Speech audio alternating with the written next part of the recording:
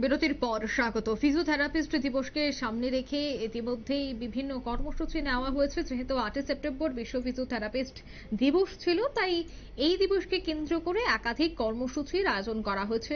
9 তারিখও এই দিবস উপলক্ষে দেখা গেছে ত্রিপুরা ইনস্টিটিউট অফ প্যারামেডিক্যাল সায়েন্সের উদ্যোগে সোমবার টিপসের ক্যাম্পাস হলে রাজ্যভিত্তিক আন্তঃস্কুল কুইজ প্রতিযোগিতার আয়োজন করা হয়।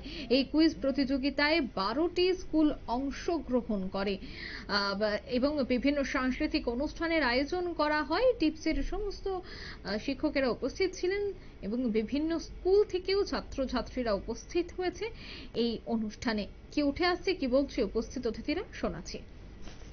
বিশ্ব ফিজিওথেরাপি দিবস উপলক্ষে আমরা কালকে র্যালি অর্গানাইজ করেছি, কালকে আমরা মেডিকেল ক্যাম্প অর্গানাইজ করেছি। আজকে আমাদের টিপস কলেজ ক্যাম্পাসে ইন্টার স্কুল কুইজ কম্পিটিশন আজকে অনুষ্ঠিত হতে যাচ্ছে। ত্রিপুরা রাজ্যের টোটাল 12টা স্কুল, আগরতলা শহর এবং বিভিন্ন জায়গা থেকে মিলে 12টা স্কুল স্ক্রিনিংয়ের মাধ্যমে 12টা স্কুল সিলেকশন হয়েছে। এবার এই স্কুল সিলেকশনের মাধ্যমে কুইজ কম্পিটিশনটা হবে। এই কুইজ কম্পিটিশনে বেসিক্যালি আমাদের সব ধরনের কোয়েশ্চেন থাকবে, physiotherapy related question, current affairs, sports সব কিছু থাকবে।